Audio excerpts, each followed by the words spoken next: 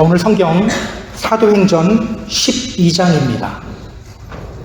사도행전 12장 1절부터 12절까지 말씀입니다.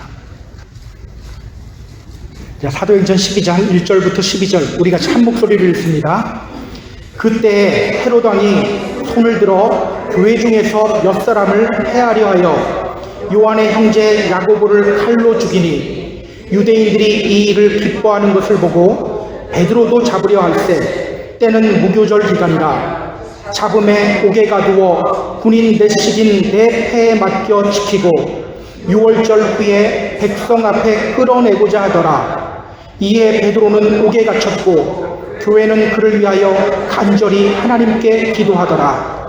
헤롯이 잡아내려고 하는 그 전날 밤에 베드로가 두 군인 틈에서 두 쇠사슬에 매어 누워 자는데 파수꾼들이 문 밖에서 옥을 지키더니 호련히 주의 사자가 나타나매 옥중에 광채가 빛나며 또 베드로의 옆구리를 쳐 깨워 이르되 급히 일어나라 하니 쇠사슬이 그 손에서 벗어지더라.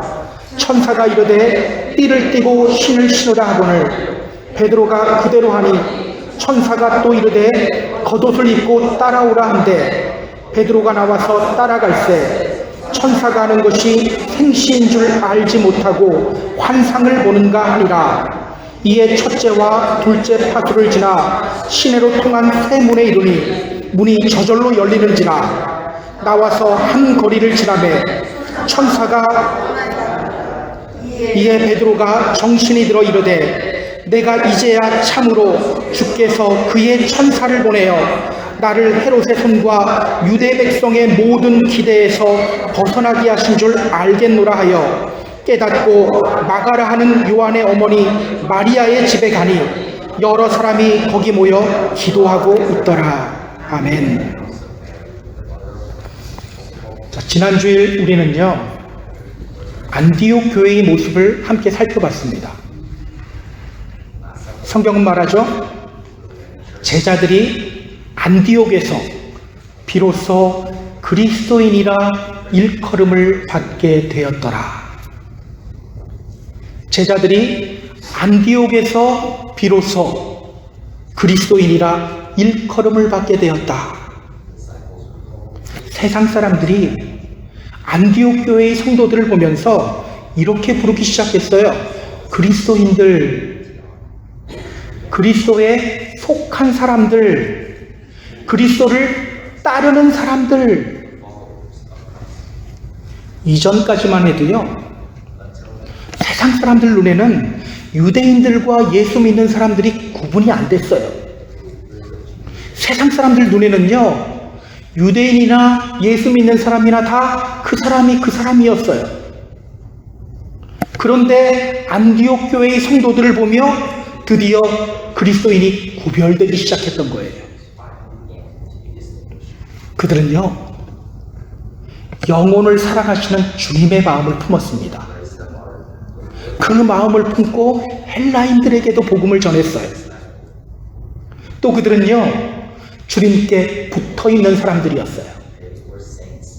주님께 붙어있는다는 것 단순히 교회 출석하는 것을 의미하는 것이 아니죠. 말씀으로 가르침받고 말씀으로 양육받는 자리로 나아가는 것, 이것이 바로 주님께 꼭 붙어있는 거예요. 그들이 그렇게 살아갈 때 세상 사람들 눈에 그리스도인들이 구별되기 시작했던 거예요. 오늘 우리는요 사도행전 12장으로 들어갑니다. 사도행전 12장에서 성경은 다시 예루살렘 교회를 주목해요. 자, 오늘 본문을 통해서 성경이 우리에게 전하는 메시지가 뭘까요? 우리 함께 본문을 보며 확인해 보도록 하겠습니다. 자, 본문으로 들어갈게요. 1절 보시기 바랍니다. 자, 1절 같이 읽습니다. 그때에 헤롯 왕이 손을 들어 교회 중에서 몇 사람을 해하려 하여. 자, 안디옥 교회가 주님의 마음을 품고 또 말씀으로 양육받으며 잘 성장해가고 있을 때 예루살렘에서는 심각한 움직임이 벌어지고 있었어요. 예루살렘 교회를 향한 박해가 또 시작됐어요. 성경은 이렇게 말합니다. 헤롯 왕이 손을 들어 교회 중에서 몇 사람을 해하려 하였다. 헤롯 왕이 손을 들어 교회 중에서 몇 사람을 해하려 하였다. 얼마 전에도 예루살렘 교회를 향한 박해가 있었죠. 그때 그 박해를 주도했던 사람은 사울이에요. 그러나 지금 사울은 회심한 상태죠. 이번에는 헤롯 왕이 교회를 박해하기 시작해요. 더 큰 위기죠. 예전에는 일개 청년이 박해를 주도했다면 이제는 유대 지역을 다스리는 분봉왕이 이 박해를 주도하고 있어요. 더 큰 위기입니다. 자, 헤롯이 어떤 일을 벌이는지 우리 같이 확인해 볼까요? 2절, 3절, 4절입니다. 자, 2절부터 4절까지 말씀 같이 읽습니다. 요한의 형제 야고보를 칼로 죽이니 유대인들이 이 일을 기뻐하는 것을 보고 베드로도 잡으려 할세 때는 무교절 기간이라 잡음에 옥에 가두어 군인 내식인 내 패에 맡겨 지키고 6월절 후에 백성 앞에 끌어내고자 하더라. 자, 그는요 요한의 형제이자 또 12사도 중 하나인 야고보를 죽여요. 그리고 이어서 베드로도 죽이려고 합니다. 그런데 그때가 무교절 기간이에요. 6월절 또 무교절 많이 들어본 절기죠. 이스라엘 사람들에게는요 아주 중요한 절기입니다. 이스라엘 사람들에게는요 독립기념일과도 같은 날이에요. 자, 6월절은요 히브리력으로 1월 14일 저녁이에요. 그리고 그 다음 날인 1월 15일부터 7일 동안의 기간을 무교절이라고 합니다. 자, 그런데 성경을 보면요 이 6월절과 무교절을 합쳐서 그냥 6월절이라고 하는 경우도 있어요. 어쨌든 이 기간 동안에는요 무교병을 먹습니다. 무교병이란 누룩을 넣지 않고 만든 빵이죠. 그리고 이 기간에는요 부정한 일을 멀리해요. 사람을 죽이는 일 하지 않아요. 그래서 유대 종교 지도자들이 예수님 죽일 때 6월절이 다가오니까 6월절 전에 죽였죠. 그래서 막 서둘러서 빨리 죽인 거예요. 이때가 무교절 기간이었기 때문에 헤롯은 일단 베드로를 잡아서 감옥에 가둡니다. 그리고 무교절이 끝나기만을 기다려요. 무교절이 끝난 후에 베드로를 죽이기로 합니다. 자, 그런데 성경은 이렇게 말합니다. 그는 베드로를 옥에 가두었고 군인 4명씩 내 패에 맡겨 시켰다. 그는 베드로를 옥에 가뒀고 군인 4명씩 내 패에 맡겨 지켰다. 자, 4명씩 내 패에 맡겨 지켰다. 베드로 1명 감시하는데 지금 몇 명의 군인들이 동원된 겁니까? 16명. 16명. 지금 베드로 1명 지키는데 16명의 군인들이 동원된 거예요. 굳이 이렇게까지 할 필요가 있었을까요? 너무 오버하는 것처럼 보이지 않나요? 그는 왜 베드로 1명 감시하는데 16명이나 되는 군인들을 동원했을까요? 자, 헤롯이 이렇게 하는 이유가 있어요. 베드로가 잡힌 적이 이번이 처음이 아니죠. 예전에도 잡혔던 적이 있어요. 그때 대제사장들과 사두개인들이 사도들을 감옥에 가두었고요. 감옥 문을 단단히 지켰습니다. 그런데 그 다음날 아침 어떤 일이 일어났죠? 분명히 감옥 문은 잠겨 있었어요. 또 감옥을 지키는 사람들이 감옥 문 앞에 서 있었어요. 그런데 감옥 문을 열어보니 감옥 안에 있어야 할 사도들이 보이지 않아요. 이게 도대체 무슨 일이지? 궁금해하고 있을 때 어떤 사람이 와서 알려주었죠. 보세요. 옥에 가두었던 사람들이 지금 성전에서 말씀 전하고 있습니다. 백성들을 가르치고 있습니다. 감옥 안에 있어야 할 사람들이 성전에서 사람들을 가르치고 있었어요. 때문에 헤롯은요, 베드로 한 명 감시하는데 지금 16명을 동원한 거예요. 이번에는 베드로, 넌 절대 감옥 밖으로 나갈 수 없다. 이 생각으로 지금 16명이나 되는 군인들을 동원한 거예요. 큰 위기입니다. 이전과는요, 차원이 다른 위기예요. 이미 야고보 사도는 죽었고요. 교회 최고의 지도자인 베드로 역시 죽을 위기에 처했습니다. 자, 여기서 우리가 생각해 봐야 할 것이 있어요. 여러분, 헤롯이 이렇게 교회를 핍박하는 이유가 뭐죠? 그는 왜 베드로를 죽이려고 하고 있죠? 예전에 사울이 교회를 핍박했던 이유는요, 그의 잘못된 열심 때문이었어요. 하나님에 대한 그의 잘못된 열심. 그런데 헤롯은요, 그런 사람이 아니에요. 하나님에 대해 관심이 별로 없는 사람이에요. 그런데 지금 그는 교회를 향한 핍박의 칼날을 들이대고 있어요. 이미 야고보를 죽였고 베드로까지 죽이려고 하고 있어요. 왜일까요? 왜일까? 자, 그 이유가 3절에 나옵니다. 예, 유대인들이 이 일을 기뻐하는 것을 보고 베드로도 잡으려 할세. 유대인들이 이 일을 기뻐하는 것을 보고 베드로도 잡으려 할세. 그가 야고보를 죽였는데 유대인들이 기뻐해요. 그것을 보면서 베드로도 죽이려고 하는 거예요. 그러니까 그는요, 유대인들에게 인기 얻기 위해서 베드로를 죽이려고 하고 있어요. 다른 이유 아니에요. 자신의 인기 때문에 교회를 박해하는 거예요. 사실 헤롯은요, 늘 사람의 관심과 사랑에 목말라 하던 사람입니다. 그는 유대인이 아니에요. 에서의 후손인 이두메 사람이에요. 그런 사람을 로마가 유대를 다스리는 분봉왕으로 세워놨으니 유대인들이 헤롯을 좋아할 리가 없죠. 헤롯도 그거 잘 알아요. 사람들이 자기 앞에서 굽신거리지만 자기 싫어하고 있다는 것 헤롯도 잘 알아요. 때문에 그는요, 늘 사람들의 사랑받는 것, 인기에 목말라 있어요. 그의 관심은요, 어떻게 하면 유대인들로부터 환심 살 수 있을까? 어떻게 하면 사람들이 나를 좋아하고 나를 따르게 할 수 있을까? 이거였어요.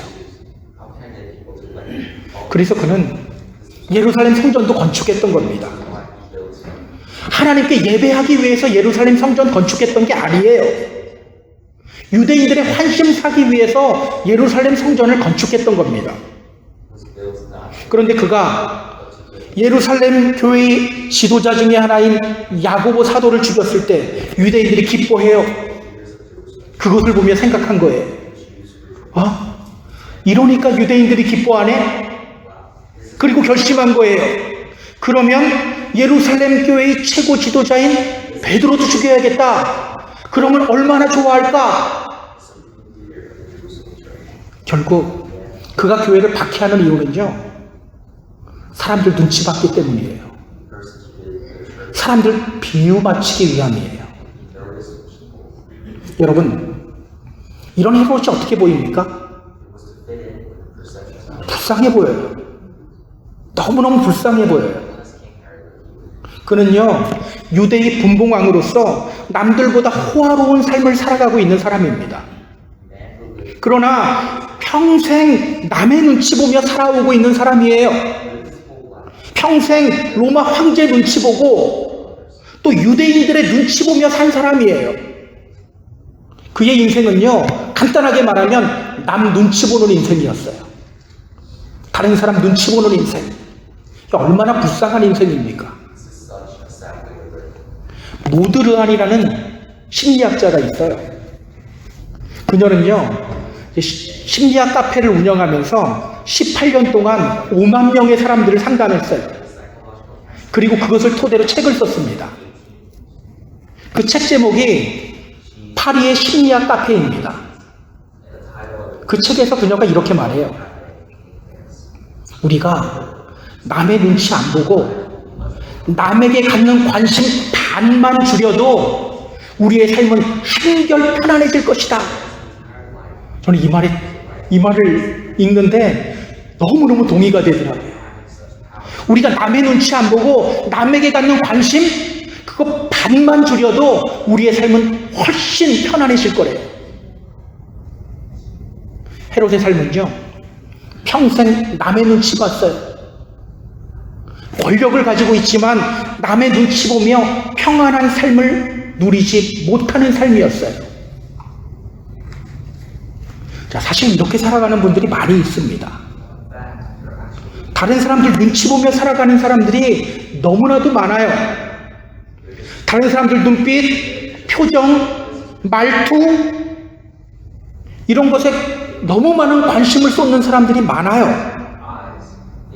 상대방의 눈빛이나 표정이 조금만 달라져도 혹시 내가 뭐 실수한 거 있나? 혹시 저 사람이 나를 싫어하나? 이렇게 생각하며 또 염려하는 경우가 너무나도 많아요. 물론 눈치 너무 없어도 안 되죠. 눈치 너무 없어도 안 돼요. 하지만 눈치 보는 정도가 너무 심해요. 이렇게 남 눈치를 잘 보는 사람들의 특징이 있어요. 뭘까요?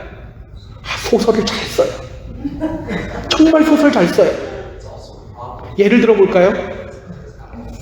상대방의 눈에 뭐가 들어가서 잠시 이렇게 얼굴을 찡그렸어요. 그런데 나는 그것을 보며 염려하기 시작하는 거예요. 혹시 내가 뭐 실수한 거 있나? 혹시 저 사람이 나를 싫어하나? 저 사람이 왜 나를 보는 얼굴 표정이 저렇지? 그러다가는 이제 소설을 쓰기 시작하는 거예요. 아, 그때 그 일 때문이구나. 그래서 저렇게 얼굴 찡그리고 나를 본 거구나. 그래? 그럼 나도 보자. 두고 보자. 막 이러고 있어요. 나중에는요, 저 눈에 뭐가 들어가서 잠깐 찡그린 거예요. 알려줘도 안 믿어요. 자기 소설이 맞다고 우겨요. 그러면서 꼭 이렇게 말합니다. 저는요, 예민한 사람이에요. 저는요, 촉이 좋은 사람이에요. 아니라니까요. 눈에 뭐 들어가서 찡그린 거라니까요. 그게 예민한 게 아니에요. 자꾸 남 눈치 보는 거예요. 스스로를 불행하게 만드는 거예요. 근데 여러분 그거 아세요? 신앙생활 하면서도 이렇게 남 눈치 보며 신앙생활 하는 경우가 많아요. 예배 참석도, 봉사도, 헌금 하나도 다 남 눈치 보며 하는 경우들이 많아요. 기억하세요. 우리 믿는 사람들은요, 남들 눈치 보는 사람들이 아니에요. 주님 눈치 봐야 하는 사람이에요. 우리 믿는 사람들은요, 사람의 말투나 눈빛에 민감하기보다는 성령님의 음성에 민감해야 하는 사람들입니다. 여러분, 그렇다고 다른 사람들 함부로 대하라 이런 말은 아닙니다. 다른 사람들을 사랑하고 보듬어 안는 것, 하나님이 기뻐하시는 일이에요. 그러나 만약 우리가 사람 눈치 보고 사람 비유 맞추는 거에만 온 힘을 기울인다면 우리의 삶은요, 불행해질 수밖에 없어요. 교회에 이런 분들이 많으면 어떻게 될까요? 교회에도 위기가 찾아오는 거예요. 저를 한번 따라해 볼까요? 사람 눈치 보지 말고 주님 눈치 보자. 목사 눈치 보지 말고 주님 눈치 보자. 조금 바꿔볼게요. 사람 눈치 덜 보고 주님 눈치 많이 보자. 여러분, 사람에게 민감하기보다는 우리 안에서 말씀하시는 성령님께 민감하게 반응하시기 바랍니다. 베드로와 사도들이 사내들이 공회 앞에서 외쳤던 말이 있죠. 그들이 이렇게 협박했어요. 너희들 다시는 예수 이름으로 말하지도 말고 가르치지도 말아라. 그런데 이렇게 협박하는 유대 종교 지도자들을 향해서 그들이 이렇게 외쳐요. 하나님 앞에서 너희 말 듣는 것이 하나님 말씀 듣는 것보다 옳은가 너희가 한번 판단해봐라. 멋지지 않습니까? 그 다음에는 이렇게 말해요. 사람보다 하나님께 순종하는 것이 마땅하다. 무슨 말입니까? 나는 너희들 눈치 안 보고 주님 눈치 보는 삶 살 거다. 바로 이 선언이에요. 자, 이런 외침이 오늘 우리 안에서도 일어나게 되기를 주님의 이름으로 소망합니다. 불행한 인생, 또 사람 눈치 보는 인생이 아니라 주님을 기쁘시게 하는 인생이 되기를 다시 한번 주님의 이름으로 소망합니다. 자, 성경을 계속해서 볼게요. 5절, 6절 보세요. 5절, 6절 같이 읽습니다. 이에 베드로는 옥에 갇혔고 교회는 그를 위하여 간절히 하나님께 기도하더라. 헤롯이 잡아내려고 하는 그 전날 밤에 베드로가 두 군인 틈에서 두 쇠사슬에 매어 누워 자는데 파수꾼들이 문 밖에서 옥을 지키더니, 자, 헤롯이 교회 지도자인 베드로를 잡아서 감옥에 가뒀습니다. 그리고 예루살렘 교회 성도들은요, 베드로를 위해 기도하기 시작해요. 그러던 중 이제 사형 집행 날이 하루 앞으로 다가왔습니다. 사형을 집행하기 전날 밤이에요. 헤롯은요, 감옥을 더 확실하게 지켜요. 감옥 안에도 2명의 군인을 넣어요. 그렇게 베드로의 양옆 오른쪽 왼쪽을 지키게 해요. 또 쇠사슬 1개가 아니라 쇠사슬 2개로 베드로를 채워요. 그리고 감옥 문 밖에도 군인들을 배치해요. 또 우리가 10절을 보면 알 수 있는데요, 헤롯은 또 다른 무리의 군인들을 감옥에서 나오는 길목에도 1차로 2차로 계속 배치해요. 이 정도면요, 그야말로 개미 한 마리 얼씬거리지 못할 정도입니다. 이제 베드로는요, 내일이면 헤롯에 의해 꼼짝없이 죽임을 당해야 합니다. 자, 그런데요, 베드로의 모습이 좀 이상해요. 많이 이상해요. 지금 베드로가 무엇을 하고 있는지 주목하세요. 자, 이때 베드로가 뭘 하고 있죠? 잠자고 있어요. 성경은 이렇게 말합니다. 베드로가 두 군인 틈에서 두 쇠사슬에 매어 누워 자는데 그는요, 잠자고 있어요. 여러분, 이렇게 잠을 자고 있는 베드로의 모습이 어떻게 보입니까? 지금 잠이 올 상황인가요? 내일이면 헤롯에 의해 죽임당해야 돼요. 아, 칼에 마실 때는 얼마나 아플까? 저는 이 생각 들 것 같은데. 또 양옆에는요, 군인들이 자기를 지키고 있어요. 쇠사슬 2개에 채워져 있어요. 그런데 이런 상황 속에서 베드로는 잠을 자요. 여러분, 이런 베드로의 모습이 정상적으로 보입니까? 지금 베드로가 처한 상황은요, 매우 공포스러운 상황입니다. 여러분, 불안과 공포의 차이가 뭔지 아세요? 불안과 공포 비슷하지만 달라요. 불안은요, 실제로 일어나지 않은 일을 가지고 두려워하고 있는 심리적 상태가 불안이에요. 예를 들어 이런 거죠. 나 곧 죽는 거 아니야? 혹시 나 사업이 쫄딱 나가는 거 아니야? 이렇게 실제 일어나지 않은 일 가지고 두려워하는 심리 상태가 바로 불안이에요. 예전에 영주권을 신청하고 기다리는데 갑자기 불안이 밀려오더라고요. 저는 제가 촉이 좋은지 알았어요. 근데 영주권이 잘 나왔어요. 이 불안해하지 않아도 되는 거였잖아요. 그래서 그때 알았어요. 내 촉은 좋지 않구나. 이런 쓸데없는 두려움이 바로 불안이에요. 공포는 뭘까요? 실제적 위험으로 인해 두려워하는 게 공포예요. 실제적 위험으로 인해 두려워하는 것. 예를 들어 볼까요?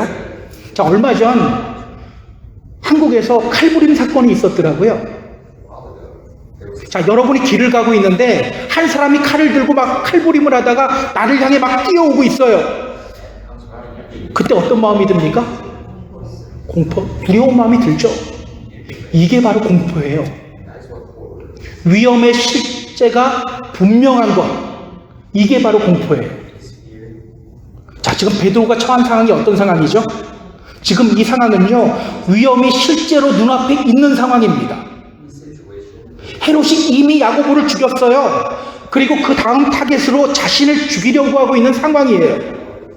그리고 내일이면 이제 타영 집행날입니다. 공포를 꾀하는 상황이죠.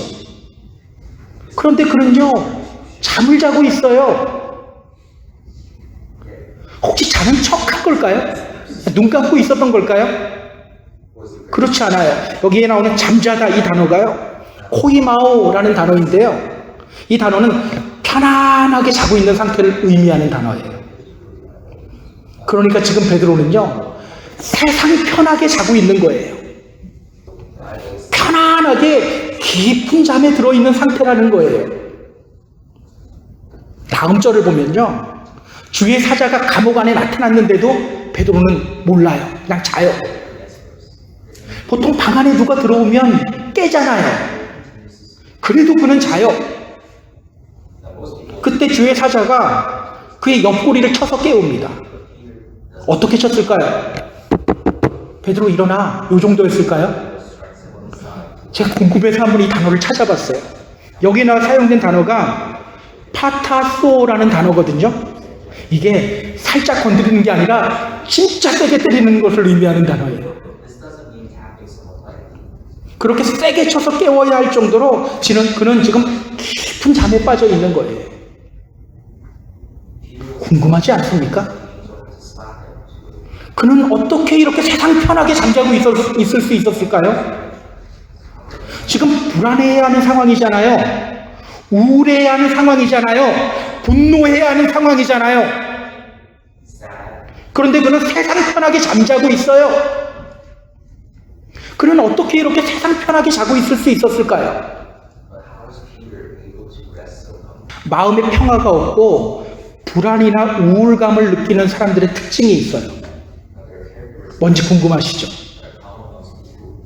제가 이번 주에 유튜브로 어떤 정신과 의사가 이야기하는 걸 듣다가 설교회 이 이야기를 좀 해야 되겠다 싶었어요. 불안이나 우울감을 느끼는 사람들의 특징은요, 주로 나를 주목해요. 초점이 나에게 맞춰져 있어요. 나에게는 이런 상처가 있어. 나 이거 별로 안 좋아해. 나 좀 가만히 놔둬. 다 나예요. 나. 쉽게 화를 내는 사람들, 분노하는 사람들도 특징이 있어요. 뭘까요? 주로 너를 주목해요. 너 이거 왜 이래? 너 왜 그따위로 행동해? 이렇게 너를 주목하는 경향이 커요. 자, 그렇다면 여러분, 지금 베드로는 편안하게 자고 있어요. 그 이유가 뭡니까? 지금 베드로는요, 자기 자신을 주목하지 않아요. 억울한 자기 자신을 주목하지 않아요. 또 자신을 잡아놓은 헤롯을 주목하지도 않고 있다라는 거예요. 지금 그는 하나님을 주목하고 있어요. 때문에 그는 이렇게 세상 편하게 자고 있을 수 있었던 겁니다. 저는요, 이런 베드로의 모습이 오늘 우리에게 도전이 되었으면 좋겠어요. 우리가 부르는 찬양 중에 이런 가사가 있죠. 세상 흔들리고 사람들 변하여도 나는 주를 섬기리. 요즘 세상은요, 우리를 불안하게 해요. 이번에 하와이에서도 불이 나서 어제 보니까 80명이 이미 세상을 떠났더라고요. 요즘 세상은요, 우리를 이렇게 불안하게 해요. 알라바마에서는 며칠 전에 벼락 맞아서 또 한 사람이 죽었어요. 이러한 때에 우리는 주님을 바라봐야 합니다. 세상은 흔들리지만 우리의 눈은 흔들리는 세상을 보는 것이 아니라 주님을 바라봐야 합니다. 나도 아니고 너도 아니고 주님 바라봐야 하는 거예요. 교회를 향한 공격도 점점 거세지고 있죠? 이때 우리가 바라봐야 할 분이 바로 주님이에요. 고통받는 나도 아니고 고통을 주는 너도 아니고 주님이에요. 주님. 나중에 베드로는요, 베드로전서 5장 7절에서 이렇게 말합니다. 너희 염려를 다 주께 맡기라. 이는 그가 너를 돌보심이라. 너희 염려를 다 주께 맡기라. 이는 그가 너를 돌보심이라. 히브리서 기자는요, 우리 믿음의 성도들을 향해 또 이렇게 권면해요. 믿음의 주요 또 온전하게 하시는 이인 예수를 바라보라. 예수를 바라보자. 기억하세요. 믿음은요, 우리의 시선을 어디에 두느냐의 싸움이에요. 내 눈을 어디에 두느냐. 주님께 시선을 고정하시기 바랍니다. 아파하는 나를 보지 마세요. 아픔을 준 저 사람을 보지 마세요. 주님 바라보시기 바랍니다. 왜 우리는 우리의 시선을 주님께 둬야 될까요? 자, 7절부터 10절까지 말씀입니다. 자, 7절부터 10절까지 말씀. 자, 읽으면서 어떤 일이 일어나는지를 주목하세요. 자, 같이 읽습니다. 호련히 주의 사자가 나타나매 옥중에 광채가 빛나며 또 베드로의 옆구리를 쳐 깨워 이르되 급히 일어나라 하니 쇠사슬이 그 손에서 벗어지더라. 천사가 이르되 띠를 띠고 신을 신으라 하거늘 베드로가 그대로 하니 천사가 또 이르되 겉옷을 입고 따라오라 한데 베드로가 나와서 따라갈새 천사가 하는 것이 생시인 줄 알지 못하고 환상을 보는가 하니라. 이에 첫째와 둘째 파수를 지나 시내로 통한 새 문에 이르니 문이 저절로 열리는지라. 나와서 한 거리를 지나매 천사가 곧 떠나더라. 지금 헤롯은요, 감옥을 철통같이 지키고 있어요.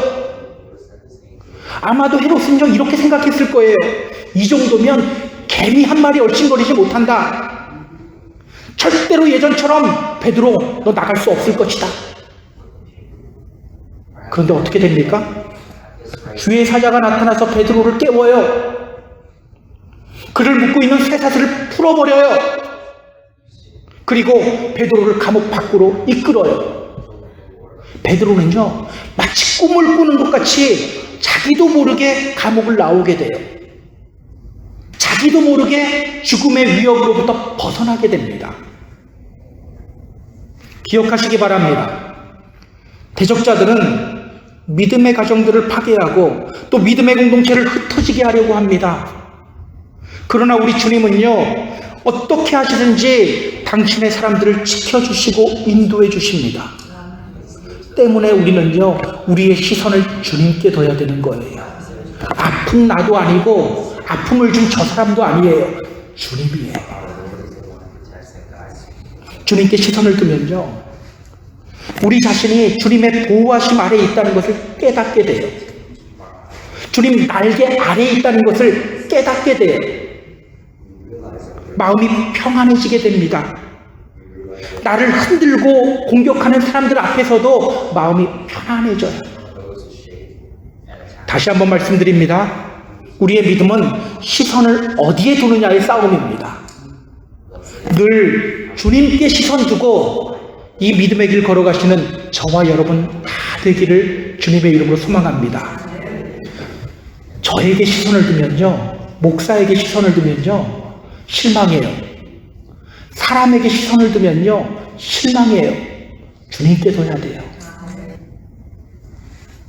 여러분, 베드로는 어떻게 이런 놀라운 경험을 하게 되었을까요? 베드로는 어떻게 이런 놀라운 경험을 하게 되었을까? 자, 물론 주님이 하셨습니다. 주님이 하셨는데요, 그렇다고 이 일이 그냥 일어난 일은 아니에요. 자, 11절, 12절 보세요. 11절, 12절 같이 읽습니다. 이에 베드로가 정신이 들어 이르되 내가 이제야 참으로 주께서 그의 천사를 보내어 나를 헤롯의 손과 유대 백성의 모든 기대에서 벗어나게 하신 줄 알겠노라 하여 깨닫고 마가라 하는 요한의 어머니 마리아의 집에 가니 여러 사람이 거기에 모여 기도하고 있더라. 감옥을 나온 뒤에야 베드로는 자신이 감옥에서 나왔다는 것을 알게 돼요. 그는 이렇게 고백합니다. 주께서 그의 천사들을 보내서 나를 헤롯의 손에서 벗어나게 해주셨구나. 유대인들은 나를 죽이기를 원했지만 하나님이 나를 살려주셨구나. 그리고 그는요, 마가의 다락방을 향해 갑니다. 그들이 성령 충만함을 경험했던 그곳이죠. 그곳에서 예루살렘 교회 성도들이 지금 무엇을 하고 있습니까? 기도. 여러 사람이 거기에 모여 기도하고 있더라. 여러 사람이 거기에 모여 기도하고 있더라. 여러 사람들이요, 베드로를 위해 기도하고 있어요. 이들이 언제부터 기도했죠? 5절 보세요. 이에 베드로는 옥에 갇혔고 교회는 그를 위하여 간절히 하나님께 기도하더라. 그들은요, 베드로가 잡힌 날부터 기도하기 시작했어요. 그리고 내일이면 이제 베드로 사형 집행 날이에요. 그래도 그들은 포기하지 않고 베드로를 위해 기도하고 있었어요. 여러분, 이 기적과 같은 일 이면에는 무엇이 있었습니까? 예루살렘 교회 성도들의 중보 기도가 있었습니다. 중보 기도, 기억하세요. 이 흔들리는 세상 속에서 우리가 실천해야 할 것이 바로 기도예요. 특히 중보 기도를 실천해야 돼요. 중보 기도가 뭡니까? 기도의 대상을 다른 사람에게로 돌리는 거예요. 기도의 범위를 넓혀서 다른 믿음의 성도들을 위해 기도하고, 다른 교회를 위해 기도하고, 또 우리 교회를 위해서도 기도하고, 또 나라를 위해서도 기도하는 것, 이것이 바로 중보기도예요. 중보기도가 왜 중요할까요? 중보기도는요, 주님의 명령이에요. 야고보서 5장 14절 이렇게 말합니다. 너희 중에 병든 자가 있느냐? 그는 교회의 장로들을 청할 것이요 그들은 주의 이름으로 기름을 바르며 그를 위하여 기도할지니라. 자, 병든 자가 있을 때 어떻게 해야 한다고요? 함께 중보기도해야 된대요. 여러분, 아프면요, 목사도 부르고 성도들도 부르고 하세요. 하나 아픈데 사람들이 이거 알고 찾아오나 안 찾아오나 한번 봐야지, 이러지 마시고 부르세요. 불러요. 불러서 함께 기도해야 돼요. 또 중보기도는요, 문제를 해결하는 열쇠예요. 디모데전서 2장 1절 2절에서 바울은 디모데에게 이렇게 권면합니다. 그러므로 내가 첫째로 권하노니 모든 사람을 위하여 간구와 기도와 도구와 감사를 하되 임금들과 높은 지위에 있는 모든 사람을 위하여 하라. 당시 에베소 교회는요, 여러 가지 해결해야 될 문제들이 많았어요. 에베소 교회에서 목회하고 있는 디모데에게는요, 그것을 해결해야 할 의무가 있었어요. 성도들 중에는요, 디모데가 젊다고 무시하는 사람들도 있었어요. 그런 디모데에게 바울이 가장 먼저 무엇을 권면합니까? 중보기도를 권면하는 거예요. 야, 사람들에게 기죽지 마. 이게 아니에요. 시스템 바꿔. 이게 아니에요. 내가 첫째로 권하노니 모든 사람을 위하여 간구와 기도와 도구와 감사를 하되 임금들과 높은 지위에 있는 모든 사람을 위하여 하라. 기도가 첫 번째였어요. 기도가 첫 번째. 여기 나오는 도구가 바로 중보기도예요. 이것이 바로 위기에 봉착한 에베소 교회가 그 위기를 극복하기 위해서 가장 먼저 해야 될 거라는 거예요. 이렇게 중보기도는요, 문제를 해결하는 열쇠입니다. 기억하세요. 오늘 주님은요, 어떤 사람을 찾으시냐? 중보하는 사람을 찾으세요. 중보기도하는 사람을 찾으세요. 이사야 59장 15절 16절은 이렇게 말합니다. 여호와께서 이를 살피시고 그 정의가 없는 것을 기뻐하지 아니하시고 사람이 없음을 보시며 중재자가 없음을 이상히 여기셨으므로. 하나님이 이스라엘 백성들을 보는데 그 안에 정의가 보이지 않아요. 너무너무 슬퍼요. 근데 그것보다 더 슬픈 게 있어요. 도저히 이해가 가지 않는 것이 있어요. 그것이 뭐라고 합니까? 중재자가 없음을 이상히 여기셨다. 중재자가 없음을 이상히 여기셨다. 중재자가 없었다는 거예요. 이스라엘을 위하여 기도하는 사람이 없었다는 거예요. 자기 기도하는 사람은 있었는지 몰라도 이스라엘을 위하여 기도하는 사람이 없었다는 거예요. 오늘 우리는요, 중보 기도하기 위해 힘써야 합니다. 다른 사람들을 위해 기도해야 돼요. 하와이 불 났는데 나랑 상관없는 사람이지 이게 아니라 그들을 위해서도 기도해야 돼요. 우리 가정들을 위해서 기도해야 되고요. 또 교회를 위해서도 기도해야 돼요. 또 나라를 위해서도 기도해야 합니다. 요즘 이렇게 말하는 분들 많아요. 요즘 믿음의 가정들이 위기입니다. 요즘 교회가 위기입니다. 맞아요. 위기 맞아요. 근데 여러분, 어떤 문제점을 발견하고 비판하는 건 이거 쉬워요. 우리 주님은요, 냉철한 분석력으로 비판하고 문제점을 찾아내는 사람보다 그것을 위해 기도하는 사람을 찾으시는 거예요. 기억하세요. 부모가 그 자녀를 위해 중보하며 기도하면요, 그 자녀들은 절대로 잘못되지 않아요. 중보자가 있는 믿음의 공동체는요, 절대로 잘못되지 않아요. 위기를 겪을지언정 이겨낼 수 있는 힘을 얻게 됩니다. 자, 이제 말씀을 정리할게요. 사랑하는 펜사콜라 한인교회 성도 여러분, 오늘 우리의 삶을 잠시 돌아봤으면 좋겠어요. 혹시 나의 삶은 남 눈치 보느라 정신없는 삶은 아닌가? 다른 사람이 어떻게 생각하는지 여기에만 관심을 두고 있는 삶은 아닌가? 사람들의 눈빛이나 표정에 민감하기보다는 우리 안에서 말씀하시는 성령님께 민감하게 반응하시는 저와 여러분이 되었으면 좋겠어요. 그렇게 주님께 우리의 시선을 고정하면요, 불안하지 않게 돼요. 우울하지 않게 돼요. 분노하지 않게 됩니다. 마귀는 우리를 흔들려고 하지만 우리는 주님이 주신 평안을 느끼게 됩니다. 주님이 말씀하시잖아요. 평안을 너희에게 끼치노니 곧 나의 평안을 너희에게 주노라. 내가 너희에게 주는 평안은 세상이 주는 것과 같지 않다. 그러니 너희는 마음에 근심하지도 말고 두려워하지도 말아라. 주님 바라보며 평안함을 느끼는 저와 여러분이 되기를 주님의 이름으로 소망합니다. 우리 이것을 위해서요, 기도해야 돼요. 특히 다른 사람들을 위한 중보기도 실천해야 합니다. 비판하고 문제점을 지적하기보다는 그 사람을 위해 기도하는 저와 여러분이 되었으면 좋겠어요. 그렇게 위기의 순간에 하나님을 경험하며 우리의 편이 되어주시는 하나님을 경험하는 복을 누리는 저와 여러분 다 되기를 주님의 이름으로 축복합니다. 축복합니다.